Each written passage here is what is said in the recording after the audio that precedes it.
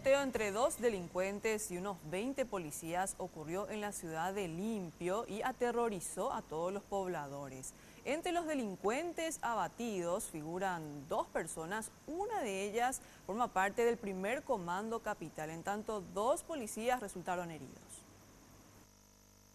Los delincuentes abatidos serían Rosalino Martínez Méndez, de 26 años, paraguayo, con orden de captura por homicidio, y un ciudadano brasileño, Leandro Mariano Mato, de 31 años, con frondoso antecedentes por robo agravado, homicidio y orden de captura por escapar de la cárcel de Villarrica, donde ingresó por violación. Mato era miembro del grupo criminal Primer Comando Capital, PCC.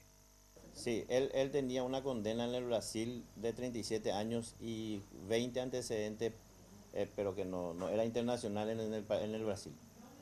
Acá en Paraguay él tenía 16 órdenes de captura por diferentes hechos punibles: asalto a mano armada, violación, hurto agravado, o sea, muchos hechos, homicidio doloso.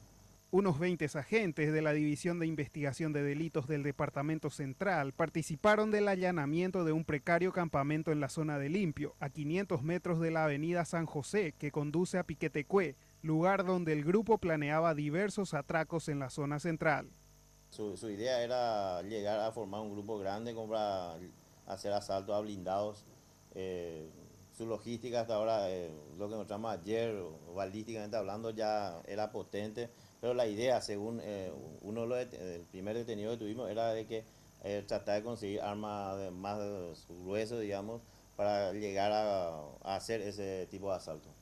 Ambos delincuentes están sindicados como los asesinos del policía Agustín Duarte Morínigo, tras atropellar una barrera en Arroyo Siesteros el pasado 20 de febrero, así como los que 3 días después tomaron de rehenes a un alemán y su familia durante un asalto en la compañía Estanzuela de Areguá.